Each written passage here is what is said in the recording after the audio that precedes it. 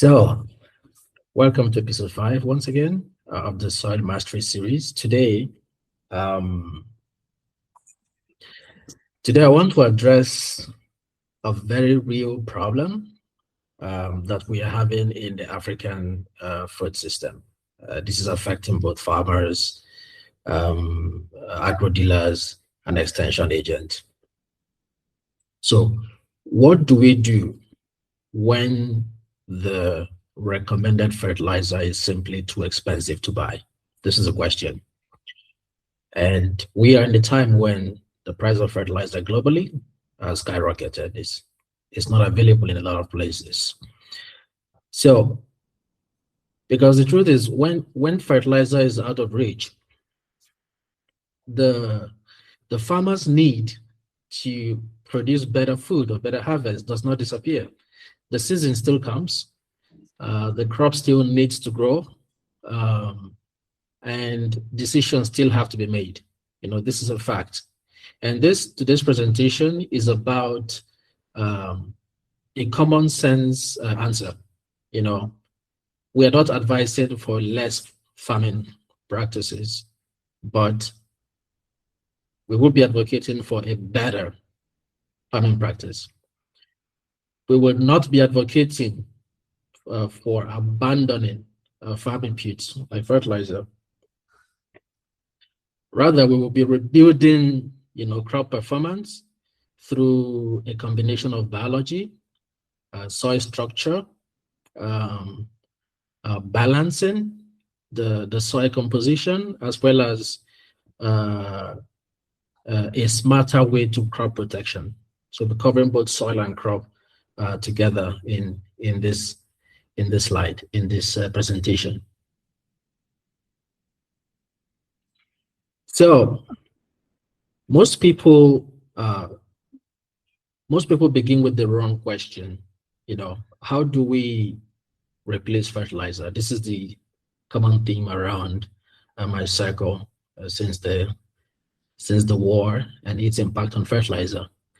And that question is too narrow, because it assumes that fertilizer is the entire system. The better question is, how do we rebuild crop performance when our cash is limited?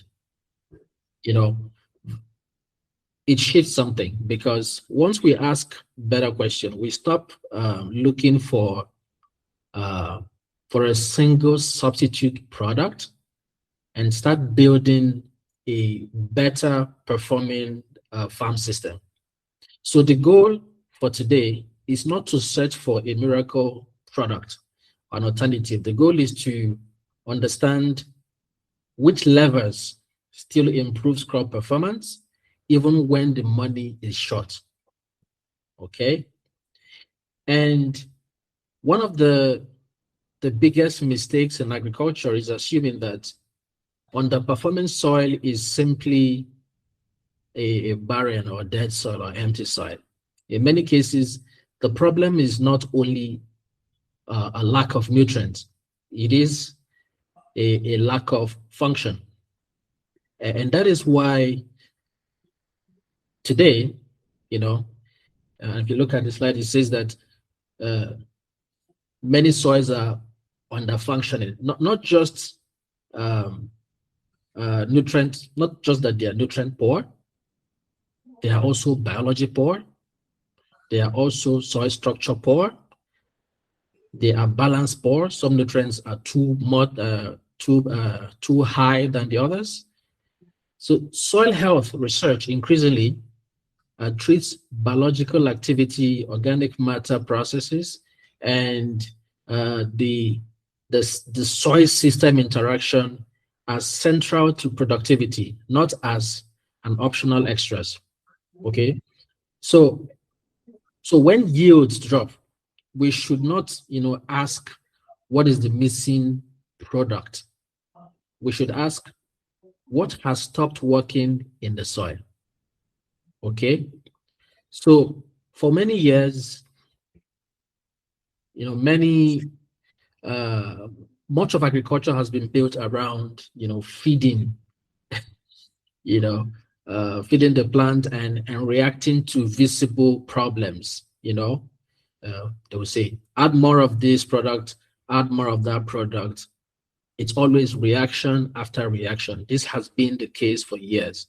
But a weak soil can remain weak even when we keep adding this product, because the products do not automatically restore things like the biological activity in the soil, or the root efficiency, or the general resilience of the soil. So integrated soil work, it shows that the performance depends on conditions of the whole system, and not only on the amount of, let's say, external inputs that we apply. So this is a turning point in today's session, because it tells us the problem is not just the input, or that the input never works. The problem is that the input alone cannot carry a system that is already weak. So now, if you remember only one thing from this talk, I want you to remember this one, that the soil health is built on three things: the structure, the texture and everything that has organic matter, that's the structure, the biology, and then the balance. That is the foundation of everything else, I would say, in today's session. Structure is the physical system that will hold the soil water, that will allow air to go through the soil, and also to hold the roots together. Okay? The biology is the living engine that drives things like decomposition, things like nutrient cycling, and also the root interaction with these nutrients. And then the balance is what allows the soil to unlock what is already there, especially through things like pH and nutrient availability. So when these three things work together, the soil begins to function better. And when one or more of this thing is broken, the farmer starts paying the price. And that is why when things like, dumping these nutrients becomes non-functional. So let's start with the soil biology. Remember, we're talking about when you cannot afford fertilizer. We now start looking at the soil as a system. Okay, so let's start with the biology. Just three things for us to worry about in today's session. The biology is what, when there is no biology in the soil is essentially sleeping, like when a person is sleeping. So the biology is what wakes up the soil. So when we talk about, like compost, active compost, I don't know if you've heard of vermicompost, or even the BSF, or inoculants, when you hear those kind of things, we're not just talking about the nutrient content. We're talking about, inputs that can stimulate microbial activity in the soil, inputs that can improve nutrient cycling, the nutrient that is already in the soil, to make it cycle a bit more, and also support, better root functions, like to get the roots to also uptake this nutrient. So this is why we call biology like a living engine. It's because it is the difference between putting materials into the soil and activating processes inside the soil to make this material available to the plant. So that is the biology, the engine. The next one is the structure. Okay, the structure holds the system together. So organic matter, the carbon, the water retention, they are not side issues. They together, they shape how the soil will store the moisture, will hold the nutrient, will resist stress and diseases, and also support the root development. So this is also where we should, be we should be balanced in the way we present these things, because inputs like, I'm sure you've heard of biochar, you've heard of mulching. They can be powerful, but their role is strongest when they support a living soil system rather than acting as a standalone magic solution. Okay. Now, as an agro dealer or as an extension agent, you might be thinking, if I am not selling products, what exactly am I selling? So you do not need to, as it stands, affordability is a problem. So you don't need to sell expensive branded products from abroad. Okay. You can start by monetizing what is locally available right where you are. First, what can you stock? The first one is agricultural line. It's locally available. It's a fraction of the costs of many fertilization products. So if the soil test shows high acidity, selling a lime to farmers unlocks the nutrient that is already trapped in the soil. Number two is something called, I'm sure some of us may have heard this. They call them black soldier fly, or vermicompost.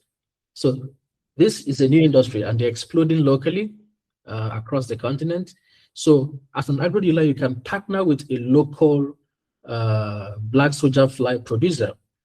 You buy in bulk, and then you become like a premium distributor for biologicals to the farmers. But what if the farmer has absolutely zero cash to buy anything? This is where the advisory comes in. So you can charge them for your knowledge, because some of these things the farmer can also produce themselves, but there has to be someone to guide and ensure quality. So you can teach them how to make, things like slurry from animal manure the right way, from manure and ash. You can teach, how to make, there's also something common now called fermented plant juice using locally available weeds to trigger plants growth. You can teach them how to compose properly, and this you can charge. So you're no longer making a tiny margin off of a chemical product. You will start making like 100% margin on your intelligence, of course, with the right soil information and soil tools, and you are sourcing most of the materials locally. Imagine going from 10% margin to 100% margin to achieve the same result. This is what we're talking about. So the third one is the balance. So balance unlocks what is already there. And one of the most practical examples is the pH correction. We've said this like too many times. When the pH is off, the nutrient access is reduced. Accessibility by the plant. The roots of the plant, they will work less efficiently, and the farmer wastes money applying nutrients the crop cannot fully use. So that is why pH balancing is such a common sense intervention. In many farms, improving pH is not glamorous, but it can be one of the fastest way to improve, the nutrient cycling and the plant efficiency. We've talked too much about pH in our last 4 episodes. So now this message here, just to be clear, this episode is not about being anti-fertilizer, okay? So, because I do not want our message for today's webinar to be misunderstood. This is not an anti-fertilizer message. It is a smart use message. That's what we are preaching. How, we can use biology first, use soil balancing early, and then use fertilizer precisely in that order. So that position is both is a scientifically stronger and commercially wiser position, because integrating soil health as a system approach, it's about strategic use of input. It is not simplistic. It's not like zero inputs. No, it's strategic input use. So if someone in this call sells fertilizer, they should not feel like we are attacking them in this talk. They should not feel challenged by what we're saying. Rather, they should feel challenged to sell fertilizer more intelligently using a better advisory model. I just wanted to make this clear. We're not saying zero fertilizer, smarter fertilizer. So now we move from soil to crop health, because here is one. A weak soil creates a stressed plant. This is scientific. And a stressed plant will invite pests. So when soil function is poor, the soil function means the biology, the structure, and the balance. When these are poor, the plants are weaker. They are more vulnerable and they are less resilient. So that raises the risk of a pest attack or pest pressure. Pest pressure means what? Potential yield losses and repeated reactive spending. When you start having pests in your farm, you start reacting. So this is where we should begin to see the bigger picture, which is that soil weakness is not only a fertility issue, it is also a plant health and risk management issue. Okay, so crop health is bigger than soil, and in this slide, I will try to expand the frame a little bit more. Crop health, we talk about, pests, weeds, diseases, and soil. They are not four separate things when you look at them in this system. They are one connected system, and that is exactly how concepts like agroecological or maybe system-based crop health researches, treat them. They don't treat them as one thing because, as I just explained, when the soil is weak, all these other things begins to happen. It's like a chain reaction. So a better advisory model for our business does not solve for soil on Monday, and then on Wednesday you are solving for weeds, and then on Friday you are solving for pests. So the model looks at the whole field as one single interacting system. Okay, and I make bold to say that this new approach, may be the most commercially important message of today's episode. The new offer is not a fertilizer alternative. The new offer is resilience. So in the old model, you sell products. The farmer applies them and everybody hopes for the best. In the new model, the process is to diagnose, to restore, to protect, and follow up, with the focus moving from plant alone to the whole system. I would argue that is a stronger business model because resilience is more valuable than a single product sale. It creates room for all sort of things, services, diagnosis, planning, biological activation, like the inoculants we mentioned, scouting the crop using satellite, and repeated customer coming back again and again. But listen, We cannot just tell a farmer to stop using fertilizer and start using compost on their farm. We've tried this before across so many countries. You know why? Because if they switch to compost, if their soil pH is low and highly acidic, the microbes in that compost, they will die the moment they come in contact with the soil. So if you don't pay attention to this whole picture and you say use compost, you haven't solved their problem. You've just replaced, wasting money on fertilizer with wasting time on compost. So this is why diagnosis, soil testing must come first.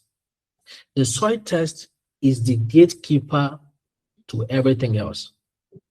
We must be sure when we say, I can give you this cheaper biological alternative to this other product, but if I don't scan your soil first to check the pH level, the carbon level, those alternatives will fail.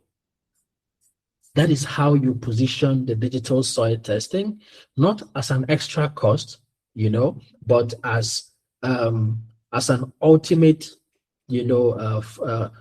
foundation or insurance for their farm. Okay, you don't guess with fertilizer, and you don't guess with this biological alternative either. All right, makes sense? So what do you actually sell now, if the fertilizer is not available? You sell crop health as a service. You cannot sell, fertilizer because the farmer cannot afford it. So now what we are proposing is to sell crop health as a service. You can sell soil diagnosis, the digital one, targeted rebuilding. Like if the soil, you present it as a targeted rebuilding plan. You can also sell it as precision pH correction, because now you have the data, you have the tool, you have the knowledge of how to do these things. You can sell it as a biological activation. I'll be careful with the word biological because some persons consider it to be bad. Okay, if you bioactivation, well, be careful with that anyways. Or crop health scouting, where you can just open your phone and you can check which area of the farm is having problem without even visiting the farm. Or you can follow up with the farmer once they've left your shop, because you can see their farm every week to see what has changed. You can call them and give them a data-informed follow-up. That is a broader and more defensible commercial offer than simply competing on the price of a product. This is the identity shift I want us to feel, because you are not just, at this moment, you're not just an input seller anymore. You're not an agro-dealer. You are becoming how they call them, financial advisors in the financial space. You become a farm performance advisor. This is the message. So when the money is short on the, priorities matters, I'm talking about farmers. Farmers cannot do everything at once. So the order of action becomes critical. First, we stop the biggest loss. That's the first thing, or first action.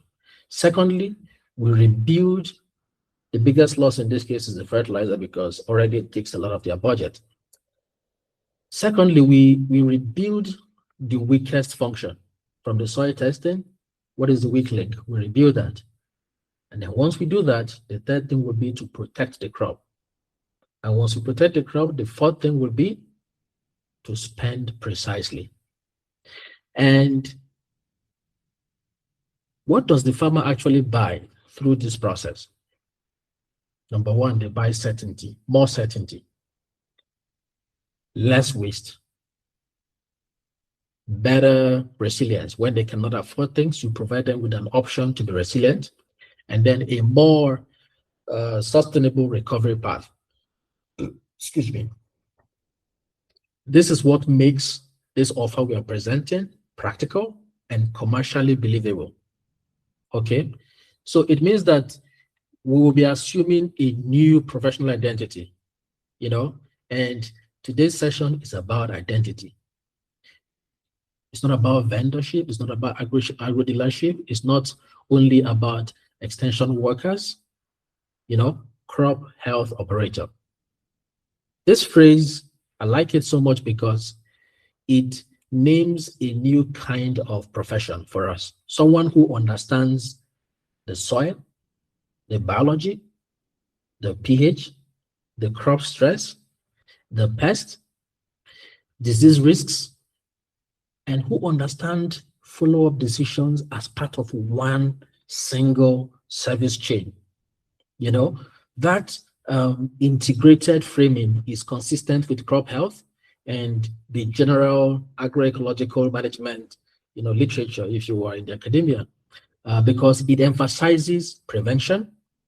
It emphasizes the soil function as a system, and it combines management rather than isolated fixes. Like I said, today of doing pest, tomorrow weed, as an integrated system. So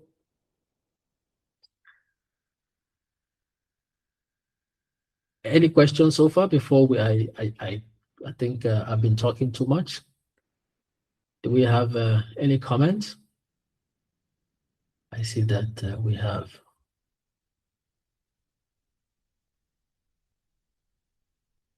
So, and everything I've said so far, we are talking about digital agronomy. In other words, you already have the most important tool, which is your smartphone, to begin to practice this. Now, we talked about this in one of our previous sessions. We said, regardless of what we have said, you've got to do experiment first. We are offering these tools free. We're giving free vouchers for you to test out these tools. We're giving out this knowledge for free because we believe that the change that we strive to see is more important, or it needs to come first before profit. Once you try this and it works, then the monetization will happen easily. So let me maybe close my slide with something, with some sort of message. Okay. On the slide here, you said you can get your 2026 report. So if you have a farm, or if you have a family farm, or if you have a client farm, you can use that. Okay, get their 2026 report. Take the free sample that we're offering, and get started with what we have stated. You can always go back to our YouTube channel or to your podcast, wherever you listen to your podcast, and you can listen to this session again. Let's put this to practice, and also share this with people that within your network. Okay. If we want a better yield for our farmers, regardless of the economic situation, especially when they are under financial pressure, then we must pivot our business slightly away from products and start some sort of soil management restoration function, because whether we like it or not, at some point the farmers will stop buying these products that we are pushing to them because they are isolated solutions. They don't treat the soil and the farm as a system. So we don't have to wait for that to happen. And this is why we're asking that some of the things we are sharing in this webinar series, that we take them seriously and we share them with as many people as possible. Experiment, test, see for yourself. That creates the social proof for you to scale that solution from within your shop to your community and even beyond.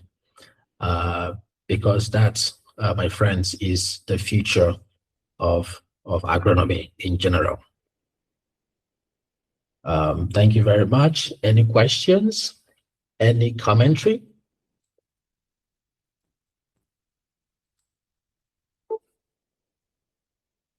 Let me see our chats. Susan, thank you very much. for that comment.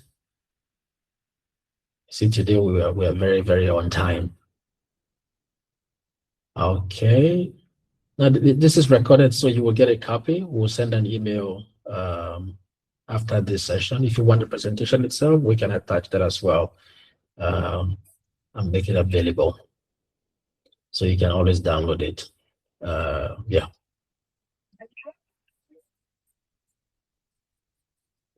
Yes. Hello, please. Robert, go ahead.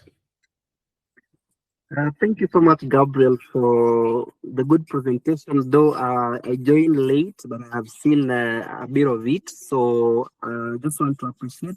And of course, you can share with us, it's a request that you can share with us the recorded version so that we can catch up where we missed. Thank you. Thank you so much, Robert. Any other comment, question? It could be from the previous episode as well. It could be something unrelated. We could just use the next couple of minutes. In the absence of it, we can just wrap this up and we save that 30 minutes for other things.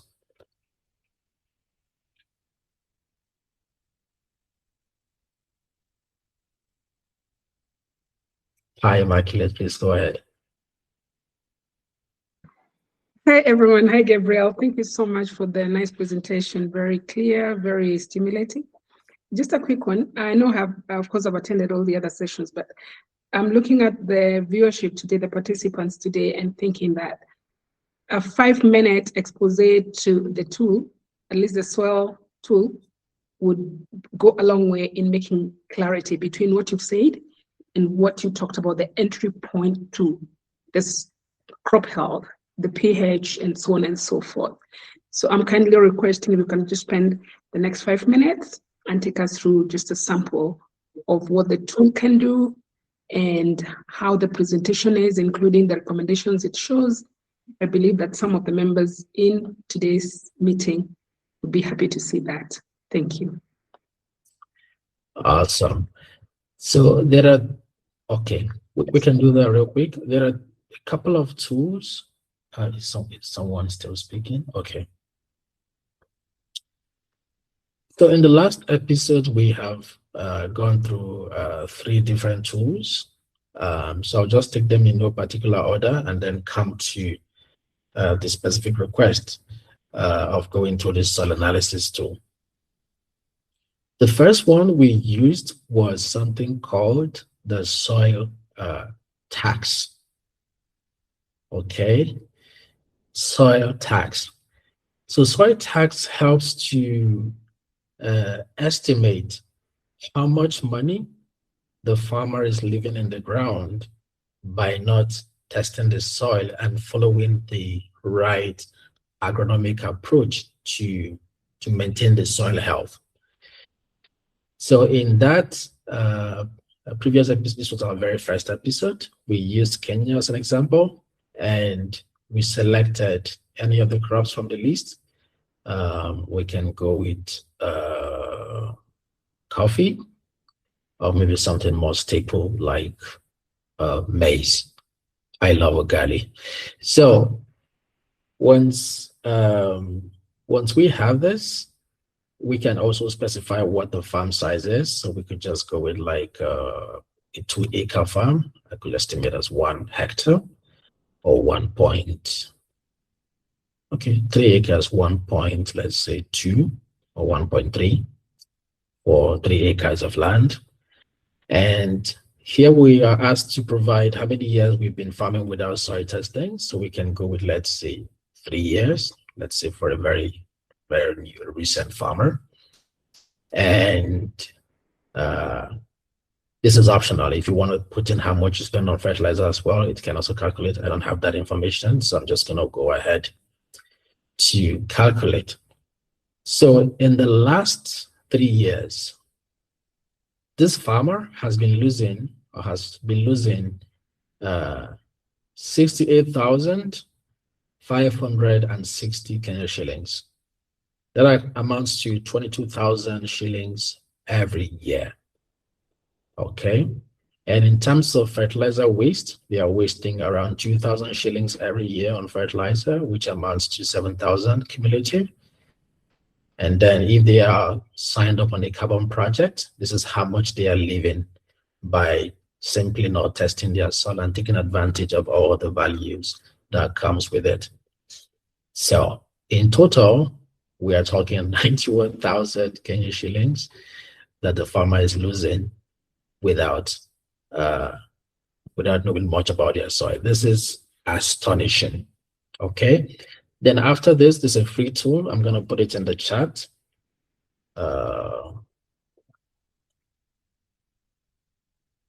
So you can, you can use it whenever you want. It's for free. The second one we tested also, the second tool is something we call crop suitability analysis. Okay. Now I have a coordinate that we can use. So let's try and get that coordinate because we need coordinate for this. So I'm going to Google Maps to find this coordinates that was shared with me. It's based out of Nakuru. So let's just take a coordinate from this farm. All right. And then let's go back to our crop suitability tool. Now I'm going to use a similar crop, in this case, maize. And for soil texture, now because I have not done my soil testing, so I don't know. So I'm going to assume maybe it's a slightly sandy soil. So we'll just make it 40. But when you test your soil, you will know what the compositions are, right? So which we'll do afterwards because we have this option here. And the pH I also don't know because I need to test my soil. Organic matter I also don't know, but I'm going to assume 20, which is the recommended one here.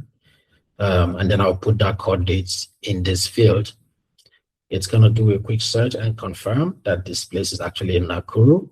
And then I click fetch. So what fetch does, it gets me the seasonal climate information for the entire year over the last 10 years or so. So within the last 10 years, the average temperature is 18.3 in that particular field. And the amount of rainfall on the average is 1,000, which is pretty decent. Again, the data shows that this place is quite flat. So this is a quite level field. So let's click on this. Now, based on the information we provided for that particular crop, the drainage capacity is poor because the clay dominant soil severely restricts water movement. So there's a high risk of waterlogging, especially for maize. Okay, not for maize. It's good for maize because of the waterlogging is good for maize. So here it says that the maize is highly suitable from a scale of 1 to 5.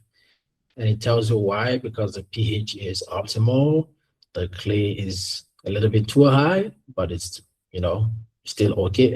Every other thing else, when it comes to growing on this land, is good. So you see, it's what I mean. So before you even plant, grow that crop, you should see if that crop is suitable for your land.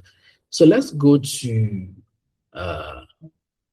let's go and get the soil information for this particular farm, and then try and feed it back into that tool, real data. So I'm going to upload this farm into the Chief app. So let me paste the coordinates here so it can take us to exactly the same farm. Why does it feel like I've seen this farm before? Maybe I've worked with it. Okay, doesn't matter.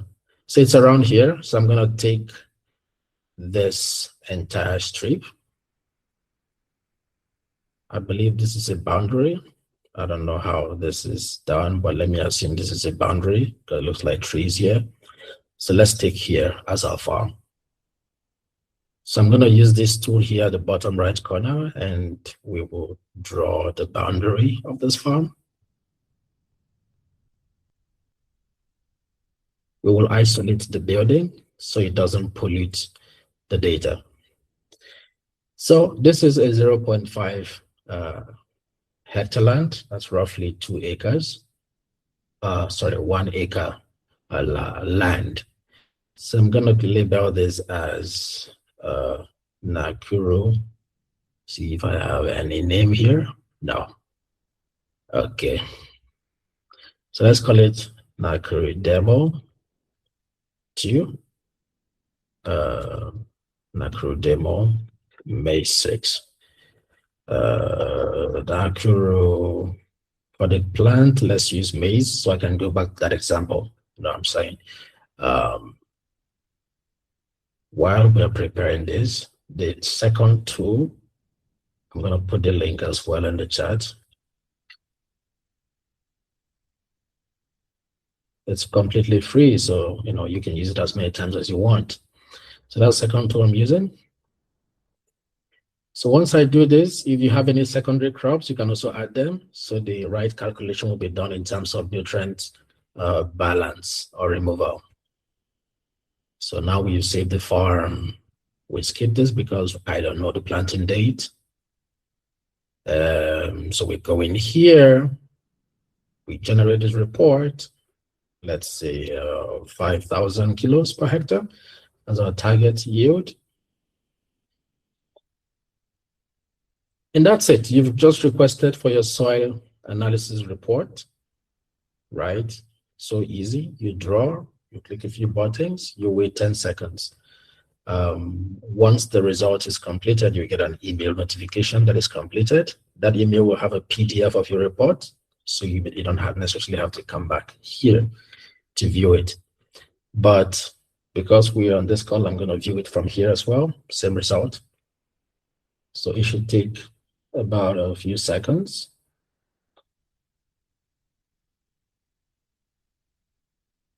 Yeah, you see, completed. So let's view this report. The email just arrived as well.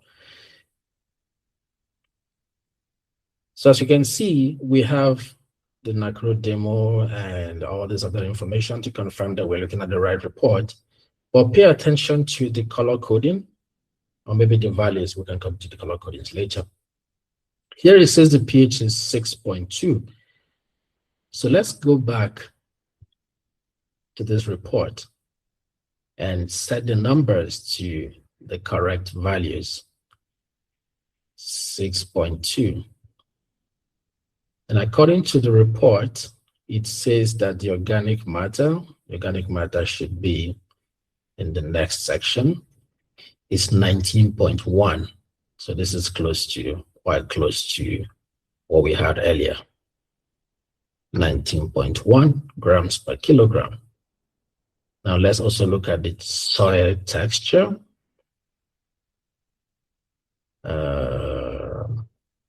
Clay silt sand 33, 22, 44. 33, 22, 44. So let's go back. Clay is 33. Sand, silt is 22. And sand is 44. So let's take this. This is going to be tricky.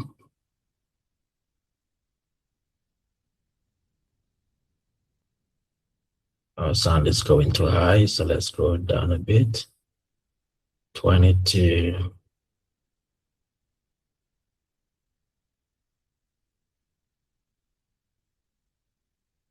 44. Okay. So do we have anything else? Yes, pH. Okay. Let's see if we see the number has changed because we have now a below average drainage capacity. It is still suitable for maize. Everything else checks out.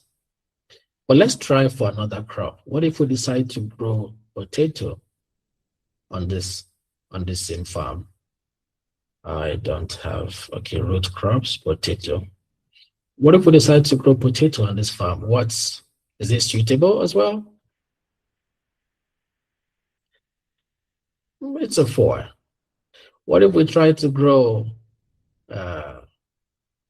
avocado on this land? Is this still suitable? Still suitable. So that's a fairly good, let's try a tree crop, another tree crop. Let's say, or maybe not tree crop. Let's try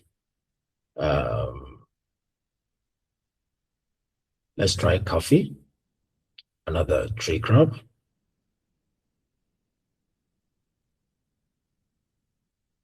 So this land can literally grow, most crops. Let's try something really waterlogging like rice, and then we'll try another tuber afterwards. So you see, all the data indicates that this farm, most of the plants can thrive in it. Of course, some will thrive a lot better than the other. Okay, so let me go back to the soil test results. So how do we deal with this soil analysis report? Just below the table, because you are not a soil scientist, you may not really understand what all these numbers say. So just go below here and see what is recommended. So you see here recommends what kind of blending formula to use. Total number of bags here is 1. So it says here N. Please go ahead. Yeah, please change your screen to the report. We are still in the farm. Okay, my bad. So it shows you what fertilizer to use if you have blending option. If you don't have a blending option, which I think is the case for many people, you have this ready-made. So this looks like 1, 2. This looks like 10, 20, 20 kind of formula.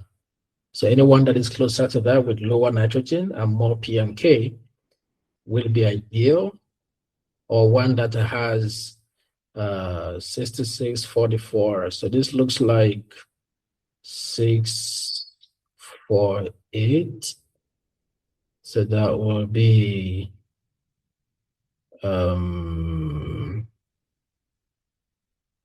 that will be 15, 10, 15-ish.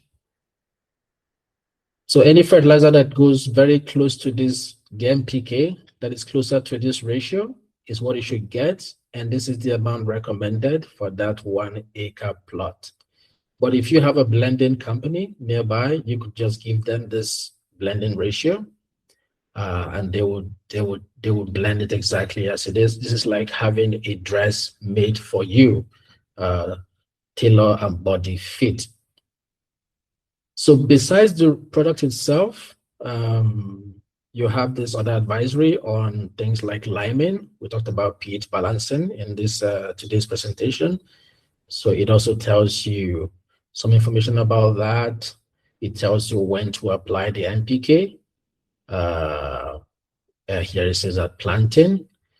So you have to split this fertilizer into 3 parts at planting, and then some at vegetative phase, and then also during flowering. So in 3 different phases.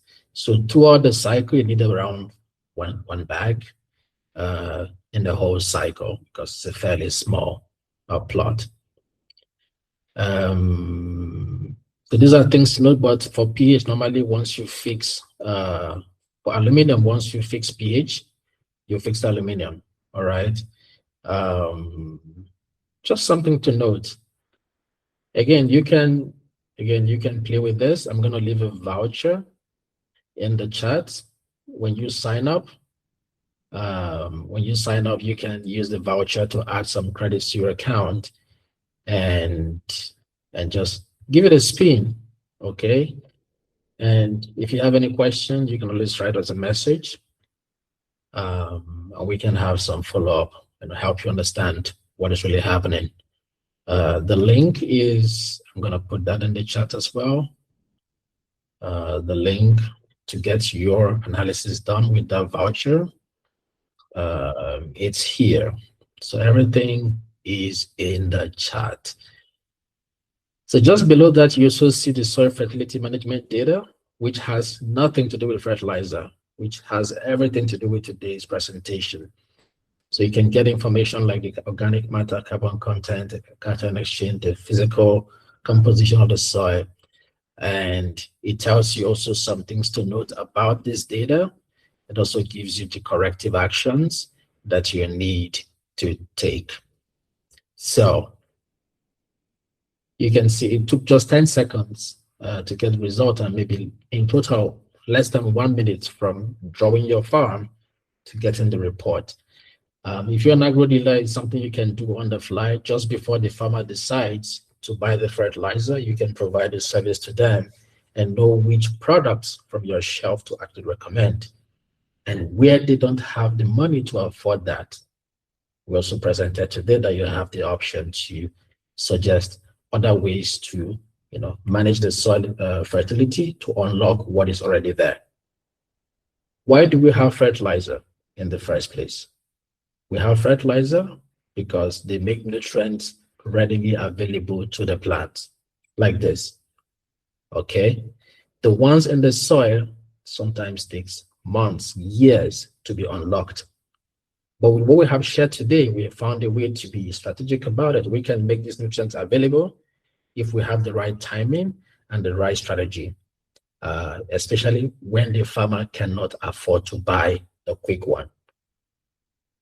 Even if they can afford the quick one, today we learned that we can also recommend this quick one in a very smart way, giving them the right thing to use and not the things that will make their situation worse. Tabitha, thank you very much. Please, yes, this has been validated. We did invite some folks in episode 2. We also have an active experiment ongoing in Tunisia validating these results. I always say that the best way to validate this, if you have your soil test result, recent soil test result, we can compare together. Nothing beats that, I would say. But again, this has been validated across several markets. We've had this talk in our second episodes. I'm happy to provide further desk research, if you may. We've done this in Kenya, Algeria, Nigeria, Senegal, also in the Middle East, in Jordan, with some, in Jordan it's not there yet, okay? But we had some good validation near the Jordan Valley. We've done this in Saudi as well. We've done it in Europe. All kinds of validation with all kinds of farmers over the last 7 years. And I'm happy to do a new verification exercise with you, Tabitha. If you send us an email, we can do that comparison. This has been thoroughly tested and has been in the market for a couple of years now, with farmers reaping the benefit across this market. Okay, I think we lost our co-host, Immaculate. Yeah, I'm back. Okay. I'm back. Okay, so that's it from me. Please take it up from here.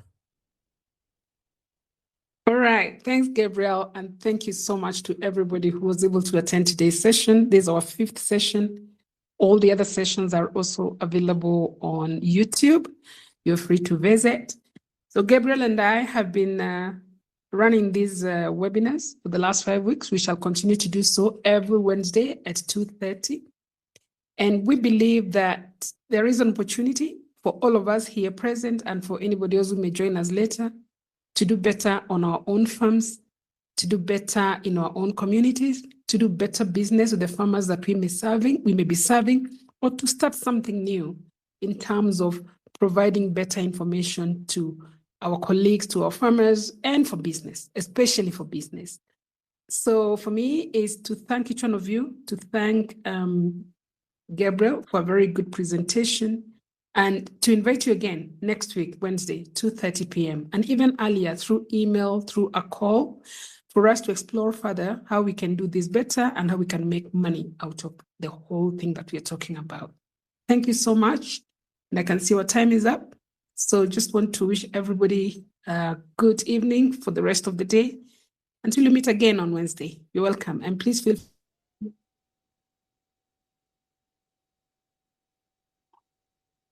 free to make those calls, feel free to emails. We'll be happy to answer as much as we can.